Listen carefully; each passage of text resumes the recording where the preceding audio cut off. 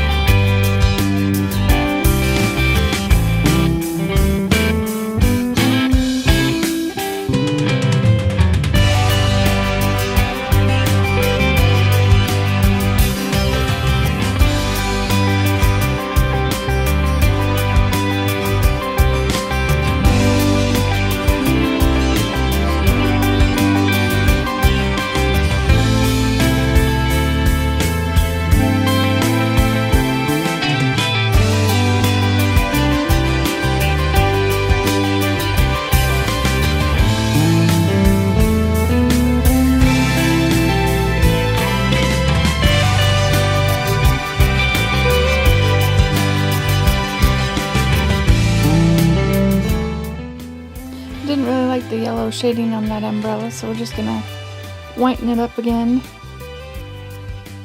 a little bit. And that will be the end. What do you think? Little April in Paris? I hope you liked that. If you did, please hit like, feel free to share, comment, and if you'd like to see more from me and you're not already a subscriber, please subscribe. Thanks for watching.